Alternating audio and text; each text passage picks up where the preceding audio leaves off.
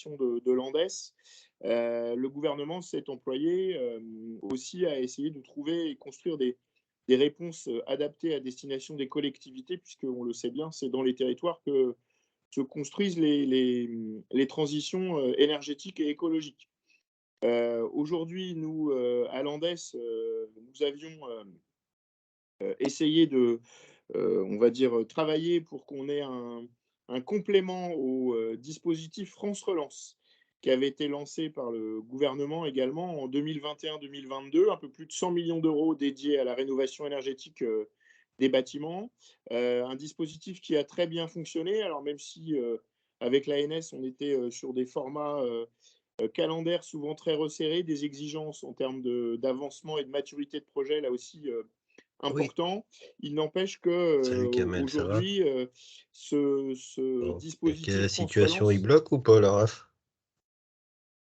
il faut couper vos micros si vous voulez bien. Merci. Donc oui, ce dispositif France Relance avait très bien fonctionné. Donc, le gouvernement a lancé donc un dispositif plus large qui s'appelle le fonds vert, doté de 2 milliards d'euros. Je rappelle qu'initialement, c'était 1,5 milliard. 500 millions d'euros ont été refléchés dans une logique de compensation suite à la suppression de la CVAE, qui assurait une large part de la fiscalité des entreprises à destination des collectivités, en particulier des intercommunalités. Au-delà de cela, ce fonds, vous allez le voir, il est directement géré par les préfets. Sur cette question, là aussi, nous nous sommes mobilisés en écho à une initiative de la ministre et du président de l'agence, puisque nous avions collectivement souhaité que ça soit d'abord une partie de ces crédits du fonds vert qui soit dédiée à l'agence. Ce n'est pas le cas, ce sont désormais directement les préfets de département qui gèrent cela, d'où l'initiative que nous avions proposée aux référents départementaux pour qu'ils puissent, dans ce cadre, eh bien, évidemment, être attentifs aux enjeux des équipements sportifs. Entendez qu'aujourd'hui, nous restons mobilisés sur cette question, puisque j'aime à rappeler qu'il y a 22% de nos équipements sportifs qui ont plus de 50 ans. Donc, on sait que nous avons un mur d'investissement devant nous et que là aussi, ça constitue un enjeu majeur du plan Marshall des équipements sportifs que nous appelons de nos voeux dans le cadre de l'héritage de Paris 2024. Voilà les éléments que je voulais poser en introduction. Je remercie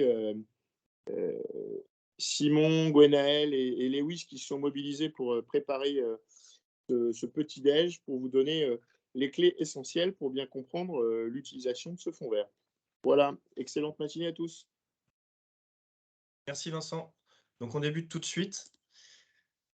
Alors, ce petit déj va s'organiser en 3 temps. 2 temps courts avec une contextualisation qui a déjà été entamée par Vincent et les grands principes de ce fonds vert. Et puis une grosse partie, celle qui vous intéressera le plus certainement, sur la rénovation énergétique des bâtiments publics locaux, qui est l'une des composantes de ce fonds vert. Alors, concernant cette contextualisation, vous le savez peut-être, le fonds vert a été annoncé dès cet été par la première ministre. Il est doté d'une enveloppe au départ d'1,5 milliard et désormais de 2 milliards puisqu'a été ajouté les 500 millions de la suppression de la CVAE, comme l'a dit Vincent, et il est destiné à toutes les collectivités. Il a pour but de permettre de financer des investissements locaux dans le cadre de la transition écologique des territoires. Et plus récemment, dans une circulaire du 18 janvier dernier, le ministre de la Transition écologique et de la cohésion des territoires, Christophe Béchu, il a décliné l'ensemble des précisions utiles à la mise en œuvre de ce fonds. Donc depuis 1 mois et demi, on en sait un petit peu plus. Les grands principes de ce fonds vert, c'est, comme l'a dit Vincent encore une fois, une déclinaison territoriale, puisque la gestion de l'ensemble des crédits sera opérée par les préfets de région et de département. Le deuxième grand principe, c'est le principe de rapidité, puisqu'il y a la volonté politique d'aller très vite et de financer un maximum de projets en 2023. Et puis le troisième grand principe à avoir en tête, c'est la fongibilité de cette enveloppe de 2 milliards. Euh, En dehors de ces 500 millions qui visent à compenser la CVAE, les 1,5 milliard restants se divisent en 3 axes. Le premier axe, c'est renforcer la performance environnementale, qui est souligné puisque c'est dans cet axe qu'on va retrouver la rénovation énergétique des bâtiments publics locaux. Un deuxième axe, adapter les territoires au changement climatique. Et un troisième axe, améliorer le cadre de vie. Donc, au départ, l'idée, c'était de mettre 500 millions dans chacun de ces trois axes. Et au final, en fonction des spécificités et des urgences dans chaque territoire, le préfet va pouvoir adapter les enveloppes et mettre un petit peu plus pour la rénovation énergétique des bâtiments si il le juge nécessaire et si vous arrivez à le convaincre également. Je ne reviens pas plus que ça sur les actions qu'ont menées l'ANDES. Voilà, on avait envoyé un courrier à Christophe Béchu pour lequel on avait eu une réponse. Et le ministre a transféré à la délégation générale en charge du Fonds vert notre courrier. Et visiblement, ça a été pris en compte, au moins en partie, même si on n'a pas obtenu le fléchage vers l'ANES, puisque dans la circulaire, on voit que les équipements sportifs sont spécifiquement mentionnés. Donc les préfets sont sensibilisés à la question des équipements sportifs.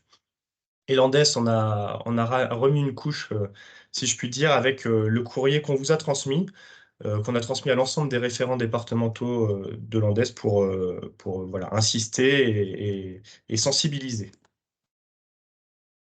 Passons directement au gros sujet, la rénovation énergétique des bâtiments publics locaux. Avec une ambition, c'est la réduction de 40% de la consommation d'énergie finale. Voilà, c'est l'ambition, c'est l'objectif, la moyenne qu'on doit obtenir à la fin. Et puis une réduction significative des gaz à effet de serre, sans avoir plus de précision à ce stade. Voilà, il n'y a pas d'objectif chiffré, mais voilà, faut prouver dans votre dossier que les gaz à effet de serre seront réduits. Tous les bâtiments sont concernés, à l'exception des constructions neuves. Si par exemple vous avez dans votre projet une partie rénovation et une partie construction d'une annexe, je ne sais pas, de vestiaire, d'un clubhouse, par exemple pour votre gymnase, rentre dans l'assiette du financement du fonds vert uniquement les parties rénovées. Il ne faudra pas inclure les annexes nouvelles. Cela concerne les bâtiments recevant du public ou non. Petit détail également à mentionner. Quels sont les travaux concernés? Il y a trois types de travaux. Les actions dites à gain rapide, c'est celles présentant un fort retour sur investissement. C'est la priorité affichée du gouvernement. Donc ça concerne notamment le pilotage des systèmes de chauffage, la modernisation des systèmes d'éclairage, le raccordement au réseau de chaleur, enfin voilà, des choses comme ça. Deuxième groupe de travaux concernés, les travaux d'isolation du bâti ou de remplacement d'équipements. Donc là, on est plus sur l'isolation des murs, l'isolation des planchers bas, l'isolation de la toiture, le remplacement des menuiseries extérieures, ventilation, production de chauffage et d'eau chaude sanitaire et les interfaces associées. Et puis la dernière partie, c'est les opérations immobilières de réhabilitation lourde, donc les gros travaux. On pense à la mise aux normes de sécurité et d'accessibilité, le désamiantage, le ravalement ou l'étanchéité du bâti. Donc voilà, on voit que c'est extrêmement large. Petite précision pour l'outre-mer, puisque j'ai vu qu'il y avait des collègues d'outre-mer, notamment de Guyane. Les travaux pourront cibler plus particulièrement la protection du bâti contre les rayonnements solaires, toiture, murs, fenêtres, les travaux permettant d'augmenter la ventilation naturelle, le remplacement d'équipements de production chaude sanitaire, de ventilation et de climatisation par des équipements très performants. Pour l'outre-mer, il y a une annexe numéro 2 dont je vais vous parler tout à l'heure, qui liste très exhaustivement et de manière très précise et assez facile de compréhension l'ensemble des opérations finançables par le Fonds vert. Deux petites remarques concernant les équipements de production d'énergie renouvelable. Ils sont éligibles sous réserve que les critères énergétiques minimaux soient respectés. Si c'est le cas, le coût d'installation d'équipements de production d'énergie renouvelable peut être intégré à l'assiette des dépenses éligibles de l'opération. Deuxième remarque, le Fonds vert peut financer les dépenses de maîtrise d'œuvre et d'assistance à maîtrise d'ouvrage. Et en bas à droite de la slide, vous voyez également un point intéressant, le fonds vert est cumulable avec d'autres aides que vous connaissez par ailleurs, la DSIL, la DETR notamment. Le fonds vert est cumulable avec tous les dispositifs de contrats de certificats d'économie d'énergie, les C2E, avec le programme ACT et avec toutes les aides en ingénierie. Donc les aides en ingénierie, nous avons la Banque des Territoires, le CEREMA et l'ADEME, qui vont apporter des financements complémentaires pour ce point ingénierie. J'y reviendrai tout à l'heure si ça vous intéresse. Et puis, voilà, il y a d'autres documents qui le détaillent. Je pourrais vous envoyer de la documentation après la réunion. En tout cas, il faudra juste respecter le principe d'un plafonnement à 80% d'aide publique cumulée. Donc, il faut respecter le reste à charge de 20% pour la collectivité. Pour les modalités d'éligibilité, les porteurs éligibles sont vus très largement par le ministère, communes, EPCI, les pôles d'équilibre territoriaux et ruraux, les syndicats d'énergie, les départements et les régions. Tous sont porteurs éligibles. Maintenant, les critères du gain énergétique, et c'est là le point important. Le projet, en tout cas pour ce qui est de la métropole, puisque en Outre-mer, c'est un petit peu différent, pour la métropole, il faut 30% d'économie d'énergie minimum. J'ai dit juste avant qu'il y avait l'ambition de 40% en moyenne, mais pour être éligible, le projet devra proposer 30% d'économie d'énergie. Et toujours le critère un peu flou d'une baisse significative des émissions de gaz à effet de serre. Pour être éligible dans les départements et régions d'outre-mer, un projet devra inclure la réalisation d'au moins 2 gestes, un sur l'enveloppe du bâti et un sur les équipements contribuant significativement aux économies d'énergie et indirectement aux réductions d'émissions de gaz à effet de serre. Là encore, l'annexe 2 précise tout ça. Pour l'outre-mer, il y a quand même la volonté de faciliter l'attribution des fonds. Une description du projet de rénovation et l'autre obligation, évidemment. Pourquoi je dis ça? Ça paraît banal, mais en fait, la raison, c'est qu'il n'y a pas d'appel à projet. Le fonds vert, c'est vraiment sur voilà, vous qui portez votre projet. Vous le décrivez sur la plateforme aideterritoire.fr, on y reviendra. Et voilà, il faut vous donner tous les éléments et ensuite ce sera au préfet de trancher sur l'attribution des aides. Et enfin, dernier point extrêmement important, dans le dépôt de dossier devra figurer l'étude thermique. C'est une pièce justificative obligatoire. Cette étude thermique doit justifier les consommations d'énergie et d'émissions de gaz à effet de serre avant et après le projet. Euh, pour information, ça représente entre 5 à 10 000 euros en moyenne et ça peut être réalisé par un bureau d'études.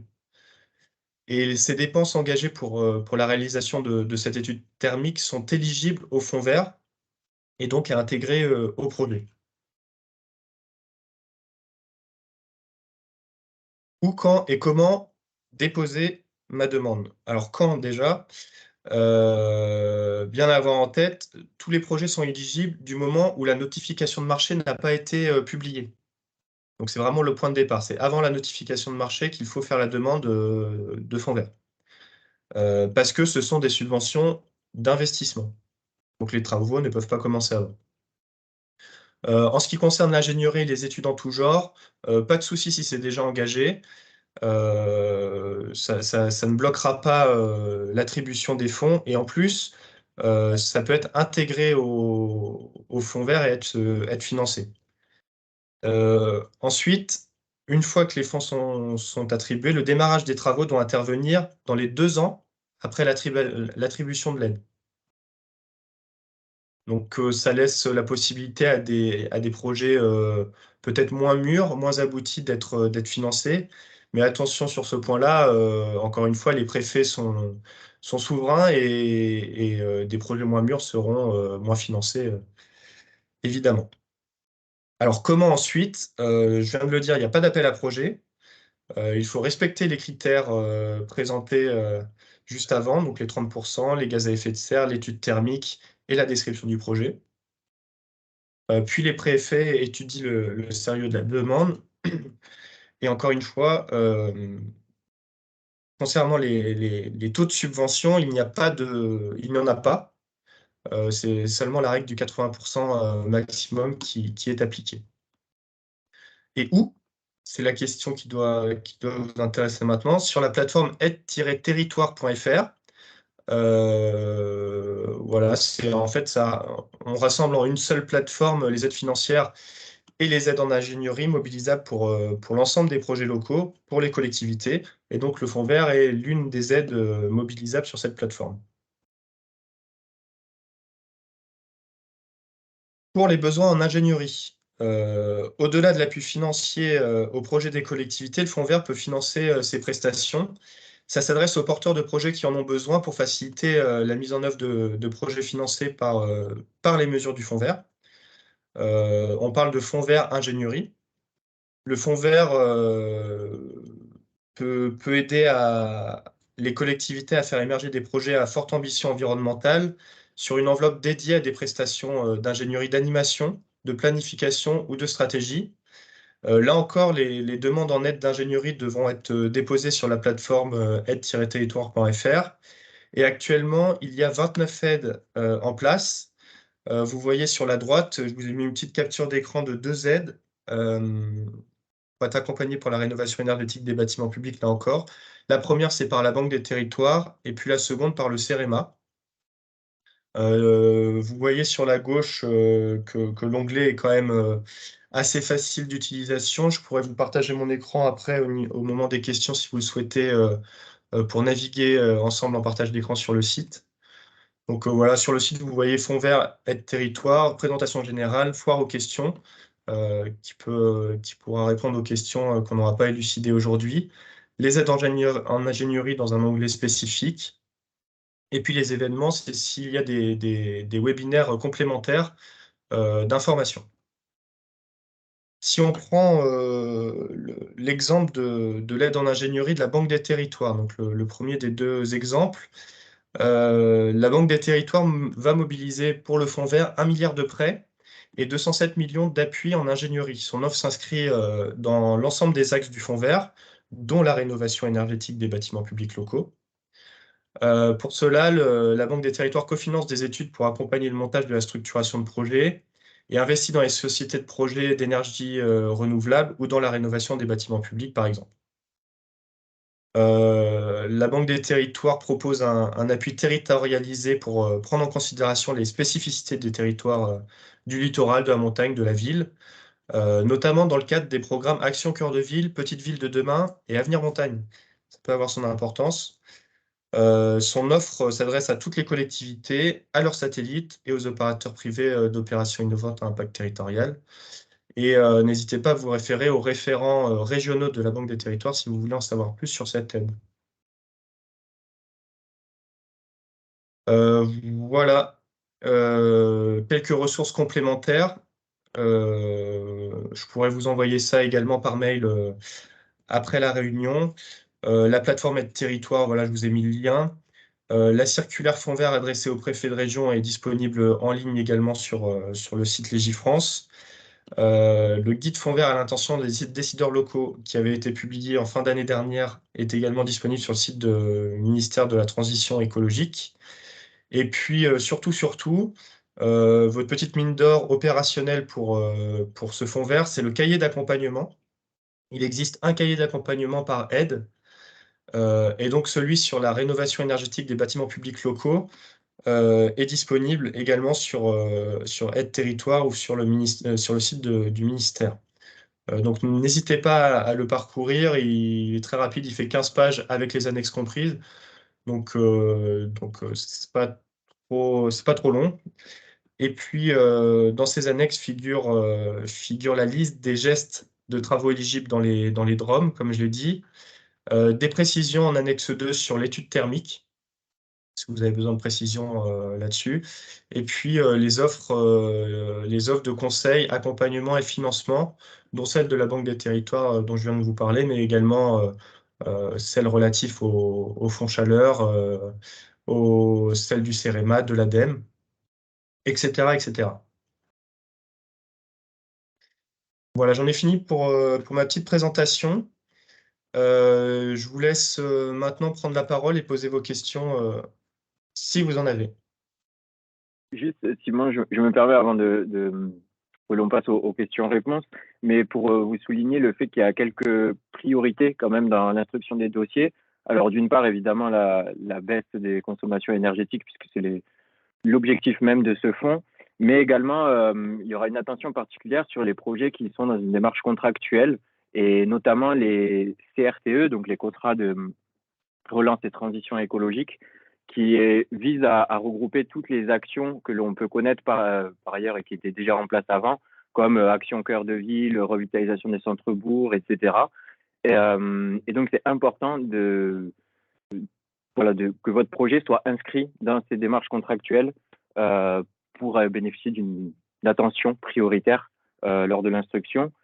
Voilà. Et d'autre part, simplement, au-delà de cette enveloppe rénovation des bâtiments publics, juste un petit mot pour vous encourager, pour ceux que ça peut concerner, à regarder les cahiers d'accompagnement que Simon a cités, puisqu'il y a des dispositifs en place sur certains territoires. Alors, on peut, notamment pour l'outre-mer, sur la protection des bâtiments contre les vents cycloniques, et par ailleurs, sur les territoires de montagne, ou les territoires du littoral avec le recul du trait de côte. Voilà, il y a quelques actions qui peuvent vous concerner. Alors, peut-être à la marge de la rénovation des bâtiments publics, qui est vraiment le cœur même de ce qui nous concerne. Et juste en complément également, il peut y avoir des aides sur la reconversion de friches industrielles. Et pareil, sur les équipements sportifs, ça peut être intéressant, certains projets qui ont déjà pu voir le jour auparavant, et d'être accompagnés sur ça également. Voilà, c'est simplement les petites précisions que je voulais apporter. Merci Gwenaël, n'hésitez pas à poser vos questions, à lever la main.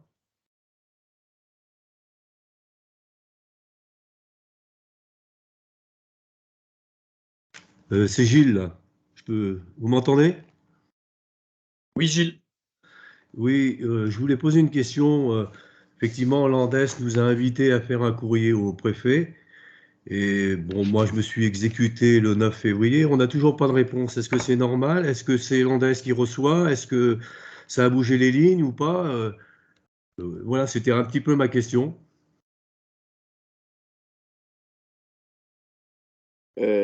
Gilles, peut-être pour te répondre, en fait, notre démarche, elle avait surtout vocation dans le prolongement du courrier transmis par la ministre et Michel Cadot, le président de l'ANS, ce qui, entre nous, est assez exceptionnel, hein, puisque c'est le seul ministère qui a pu déployer cela. Notre initiative, encore, elle avait vocation surtout à pointer les enjeux relatifs aux équipements sportifs. Donc, il se peut qu'il y ait des préfets qui aient la courtoisie de te répondre. Après, il n'y a pas d'obligation en tant que telle. Encore une fois, l'idée, c'était de sensibiliser les préfets et l'autorité préfectorale à cela. Peut-être en complément de ce qu'a dit Simon sur l'enjeu, donc vous l'avez compris, vous déployez votre demande sur la plateforme aide territoriale. Moi, je vous invite évidemment à doubler d'une part auprès des services préfectoraux, mais surtout souvent être en lien avec la DDT qui va opérer l'instruction. Voilà. En règle générale, les dossiers, il faut qu'ils aient quand même un degré de maturité, vous l'avez compris, parce que vous avez obligation d'avoir un diagnostic zéro énergétique. Et donc, dans la mise en œuvre opérationnelle, souvent, on le sait que ça s'inscrit dans une planification. Et globalement, on sait qu'avec le choc énergétique là, et l'inflation, il y a une bonne partie de nos plans pluriannuels d'investissement qui sont un peu en réinterrogation. Avec les budgets tels qu'ils sont en cours d'adoption, là aussi, il y a sans doute des priorisations qui ont été opérées.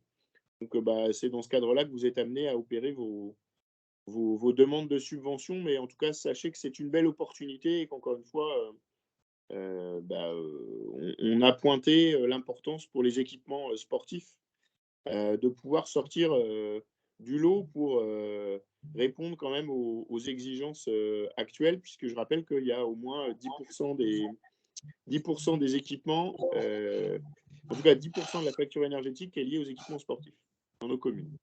Voilà. Merci Vincent. Une main levée de Montulé. Oui, bonjour Sabrina. Je voulais savoir, parce que j'ai pris la réunion en cours, j'ai eu un souci de connexion au départ. Je voulais savoir, ça concerne vraiment tous les bâtiments de la commune, que ce soit école ou que ce qui est sportif, que ce qui est sportif. Alors oui, ça concerne l'ensemble des bâtiments publics locaux, Ouais. que ce soit recevant du public ou non. En tout cas, tout ce qui est hors construction neuve. D'accord. Oui, donc c'est vraiment que de la rénovation, hein, c'est Tout OK. à fait. D'accord, merci. Et c'est sur tout le territoire? C'est Alors, pas il y a que des le critères département différents en 06, Outre-mer, par exemple? mais ça concerne voilà, toute la métropole pour les critères présentés dans cette présentation. Et puis sur l'Outre-mer, il y a des petits ajustements qui sont présents dans l'annexe 2 du cahier d'accompagnement que je vous ai partagé dans la conversation. D'accord, mais je veux dire, c'est que la métropole 06? Alors, toute la France métropolitaine Ah est d'accord, concernée. OK. D'accord, OK, merci. Carla Sidalza. Oui, bonjour à tous. Voilà, je vous suis depuis la Guyane. Et ma question, effectivement, vous avez dit qu'il n'y avait pas d'appel à projet. Y a-t-il un délai pour la constitution du dossier et bénéficier des fonds en dehors du fait que vous disiez que les travaux devaient commencer 2 ans après la validation, si j'ai bien compris? Merci. Alors, en effet, on a 1,5 milliard ouvert par la loi de finances pour 2023. Donc, c'est-à-dire que ces crédits, on peut les demander cette année et ils seront épuisés quand l'ensemble des crédits auront été attribués par les préfets. Donc, comme on n'est pas en appel à projet, c'est un petit peu premier arrivé, premier servi. Et on n'a pas encore l'information de savoir si l'enveloppe sera reconduite pour ces prochaines années. En tout cas, si les crédits ne sont pas épuisés en 2023, ils seront reconduits voilà, en 2024. Très bien, Mais comme merci. je l'ai dit au début de la réunion, l'un des principes clés de ce fonds vert, c'est la rapidité. Donc, il y a quand même une volonté politique d'attribuer les fonds très rapidement. Très bien, je vous remercie.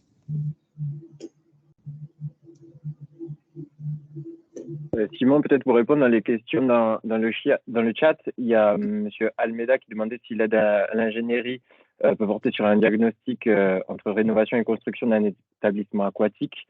À mon sens, cette enveloppe, tout le fonds vert ne concerne que les rénovations, donc même l'aide à l'ingénierie, c'est dans le même sens, si j'ai bien compris la question, mais sinon n'hésitez pas à préciser. Ensuite, il y avait David qui demandait si le montant d'aide du fonds vert peut monter jusqu'à 80%, même dans le cas de pas d'autres financements, pas d'autres dispositifs. Alors, en théorie, oui. En pratique, ça me semble délicat, ça me semble compliqué, puisqu'il y aura de nombreux projets et une enveloppe qui reste limitée malgré tout, même si elle est importante. Donc voilà, en théorie, oui. En pratique, je ne pense pas. Il ne faut sans doute pas tabler dessus. Et enfin, Monsieur Poudou, je ne sais pas, excusez-moi si je prononce mal, sur le financement d'équipements en matière de prévention d'incendie. Alors, je suppose que oui, si vous avez une information en ce sens, mais j'avoue ne pas connaître dans le détail toutes les actions finançables. Donc voilà, je fais confiance à la DDTM qui, si vous a indiqué cela, c'est que ce doit être vrai. Alors, tout à fait, oui. Pour la prévention des incendies, il y a une enveloppe prévue, mais ce n'est pas dans l'axe 1, ça doit être l'axe 2 ou l'axe 3. Et encore une fois, sur aide-territoire.fr, vous avez l'ensemble des 13 programmes financés. Et je vais regarder et je vous dirai si je le vois. Il y a par exemple s'adapter au recul du trait de côte, développer le covoiturage sur son territoire, rénover les parcs de luminaires d'éclairage public, qui ne comprend d'ailleurs pas le bâti et pas l'intérieur, c'est l'éclairage des routes. Prévenir les risques d'incendie de forêt, voilà, il est là. Donc ça fait l'objet d'une aide à part entière. Moi, j'ai une question, c'est Gilles, là. Est-ce qu'il y a un seuil pour le nombre d'équipements ou est-ce qu'il y a un seuil au niveau du montant d'intervention? Je prends l'exemple d'une ville comme Roanne, 35 000 habitants, on a beaucoup de stades.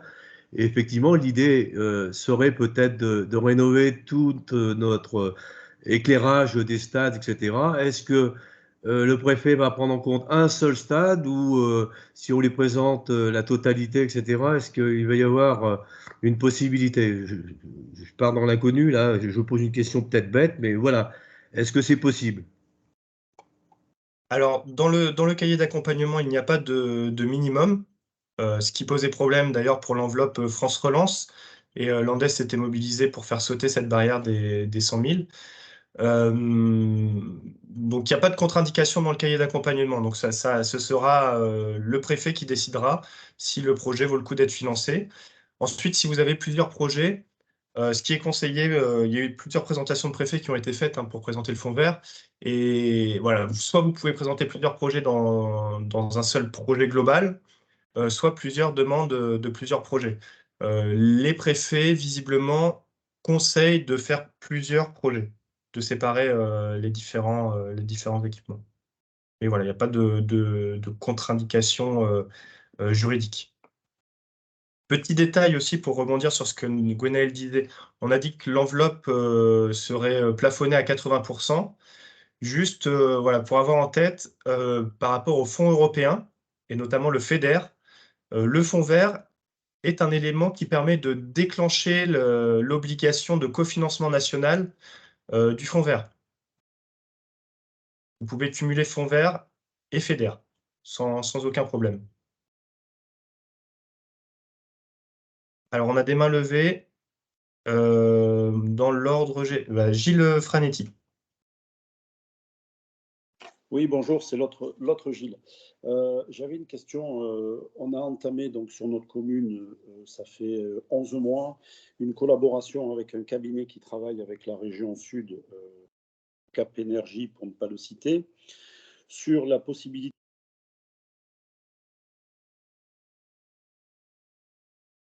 Ah, je ne vous entends plus, Gilles. Le micro est découpé. Vous m'entendez? Ouais, c'est tout bon. Bon.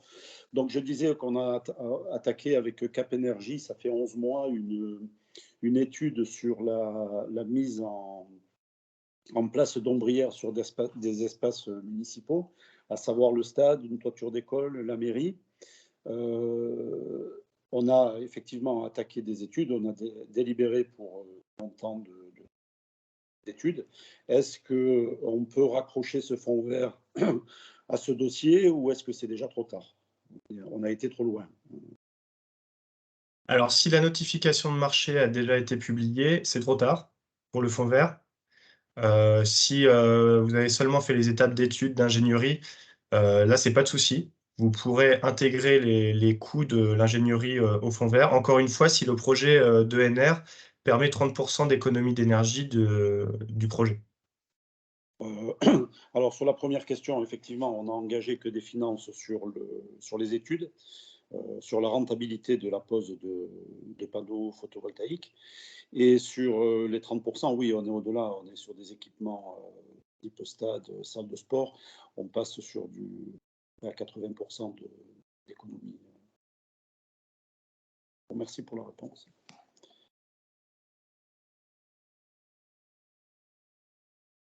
Il n'y a pas d'autres mains levées, n'hésitez pas.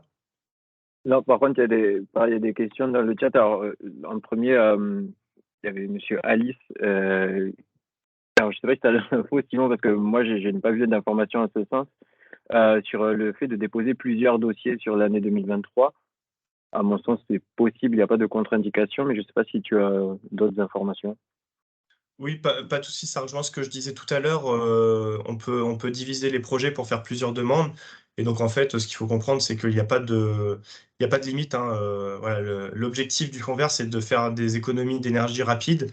Et donc, tous les projets sont finançables. Il n'y a pas de limite. Les seules limites qui sont fixées par le fonds vert, c'est celles que je vous ai énoncées dans la présentation. Ok. Et ensuite, pour revenir sur la commune de Cesson-Sévigné qui qui fait écho au propos de la ministre des Sports sur un plan vestiaire dans la construction et la rénovation et qui demande si c'est cumulable avec ce fonds vert. Alors, a priori, les aides sont cumulables, sachant que ce fonds vert, pour revenir au cœur du sujet, c'est sur la rénovation énergétique. Donc, s'il y a une baisse de la consommation, oui. Après, il faut être prudent parce que cette enveloppe sera gérée donc par l'Agence nationale du sport et on n'a pas encore la note de cadrage et qui devrait être publiée prochainement à mi-mars, voire peut-être fin mars.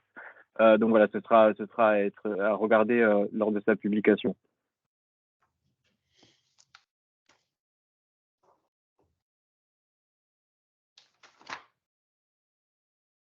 On n'a pas d'autres mains levées. Alors, peut-être juste avant de nous quitter, je vous repartage mon écran pour une navigation très rapide sur le site. Hop. Donc, pour ceux qui ne sont pas familiers, vous avez voilà, le site Aide Territoire comme ça. Vous arrivez sur la page du Fonds vert, donc vous inscrivez dans Google Aide Territoire Fonds vert. Vous arrivez ici. Donc, vous voyez directement dans la présentation générale les 13 aides liées au programme du Fonds vert, dans lesquelles on retrouve le développement du covoiturage et puis très certainement celui sur la rénovation énergétique des bâtiments. Voilà, juste ici, porté par le ministère. Donc, on peut cliquer dessus. Vous avez voilà, les critères d'éligibilité. Vous avez pas mal de documentation ici. Et puis, tout en bas, petite description, les contacts clés, donc, qui sont vos préfets, sous-préfets d'arrondissement. Le cahier d'accompagnement, pour chaque aide, il est disponible. Et puis, le petit onglet candidater à l'aide. Je reviens sur la page d'accueil. Vous avez une fois à question pour compléter si jamais vous avez d'autres questions d'ici là. On reste joignable également à l'ANDES pour répondre à vos questions. Un onglet spécifique pour les événements, c'est-à-dire les différents webinaires de présentation qui ont pu être organisés par la plateforme sur chacun des axes du Fonds vert. Et puis l'onglet Aide en ingénierie. Donc vous avez voilà, un petit renvoi ici, Fonds vert ingénierie. Donc, ça vous renvoie vers la page dédiée. Et donc là, vous avez désormais 30 aides liées au Fonds vert ingénierie. Que ce soit ingénierie pour recycler les fiches, risque d'inondation, porté par le CEREMA, vous voyez ici, ou d'autres acteurs. Il y a aussi l'ADEME, il y a la Banque des territoires, voilà, comme on le voit là, pour les infrastructures du petit cycle de l'eau. Et puis, voilà, si vous regardez en détail, vous trouverez les aides pour la rénovation énergétique des bâtiments publics qui doivent être, voilà, juste ici, financer des actions de performance énergétique des bâtiments publics grâce au dispositif intrasing, donc là c'est un petit peu particulier, par la Banque des territoires, etc. etc. Voilà pour cette courte présentation du site Aide Territoire, mais voilà, qui est assez facile de navigation. Alors, Monsieur Vido, vous avez une question. Oui, bonjour. Vous m'entendez? On vous entend très bien. Je voulais savoir si tous les collègues ont connaissance du montant de l'enveloppe dans leur département. Alors, les enveloppes sont attribuées au préfet de région. Et ensuite, c'est au préfet de région de transmettre les enveloppes au préfet du département. Moi, je n'ai pas accès à cette donnée pour l'instant. Je ne sais pas si Gwenaël, tu as plus d'infos. Non, j'ai pas les montants dans chaque département, simplement les critères de répartition qui sont basés sur la démographie, des critères démographiques et les besoins identifiés dans le territoire. Mais après, j'ai pas d'infos sur la répartition. Oui, parce que au niveau de la Corrèze, il y a une enveloppe qui a été annoncée et qui déjà me semble complètement dérisoire, puisque cette enveloppe serait déjà impactée par des accompagnements sur des motivations de l'État par rapport à ce qui a été décidé au niveau des, je ne vais pas arriver à trouver le terme qui va bien, de la CVAE. Et donc, de ce fait, cette enveloppe fonds vert serait déjà écornée de ça et ça représenterait, en fonction du résultat que je connais, même pas 10%, si vous voulez, des dossiers déposés. Donc, j'ai envie de dire, attention de ne pas dépenser trop d'énergie, c'est un beau jeu de mots, sur ces demandes, qui effectivement sont contraignantes à déposer. Mais je pense que on risque d'être déçu sur l'enveloppe annoncée. Voilà ce que je pense au niveau de la connaissance corésienne. Je ne sais pas si d'autres personnes ont, parce que c'est intéressant d'aller se renseigner vis-à-vis des préfectures. Bon, la région, je pense qu'ils ne vont pas le donner, mais au niveau de chaque préfecture, de connaître les enveloppes.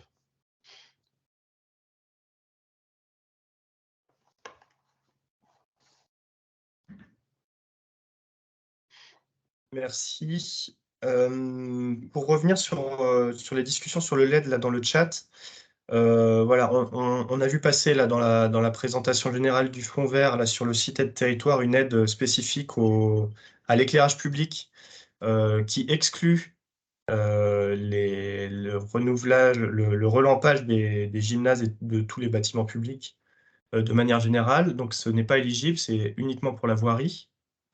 En revanche, dans notre cahier d'accompagnement en rénovation des bâtiments publics locaux, je vous ai parlé des actions dites à gain rapide présentant un fort retour sur investissement.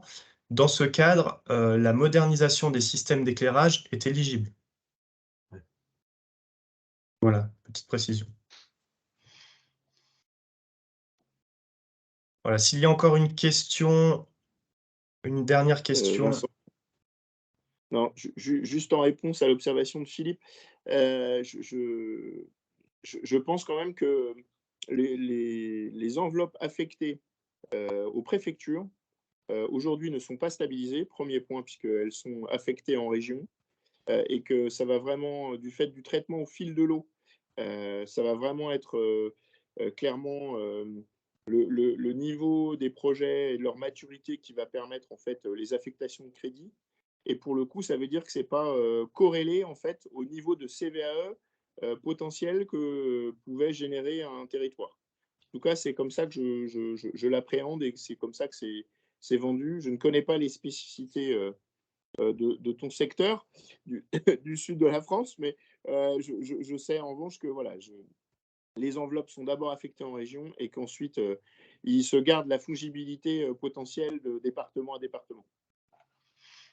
Petite précision aussi qui peut rendre les enveloppes parfois dérisoires dans les départements, c'est que certains gros sujets, le sujet friche, le sujet biodiversité, le sujet biodéchets, ce sont des enveloppes qui restent aux préfectures de région. Donc, c'est des crédits en moins reversés au préfet de département.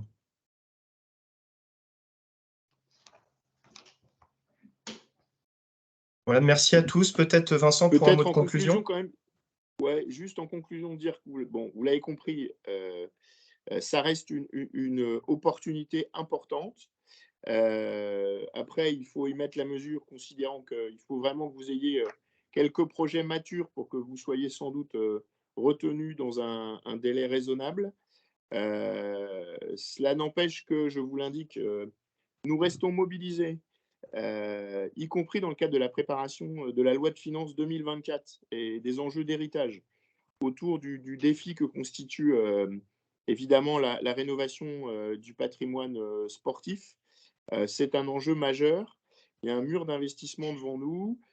Sachez que du côté du ministère, il y a une écoute très active sur le sujet.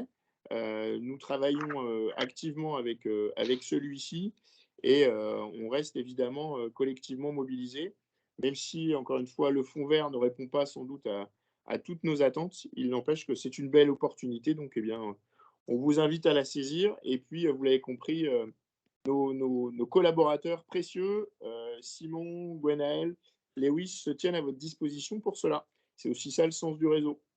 Voilà, excellente journée à toutes et tous. Et puis, à très bientôt. Je vous rappelle que demain, on a un webinaire avec l'Agence nationale du sport dans le cadre de la Gazette sur le dispositif que vous connaissez tous, 5000 équipements. Ça permettra de vous présenter le nouveau guide 5000 équipements qu'on a finalisé avec Gwenaël et Odessa, que je remercie en simultané. Donc, n'hésitez pas à nous rejoindre demain matin, je crois que c'est 10h, sur la Gazette du sport pour qu'on puisse échanger avec Frédéric Sanor sur les nouveaux dispositifs, en tout cas les petits compléments relatifs au plan 5000. Voilà, à très bientôt. Merci. Merci.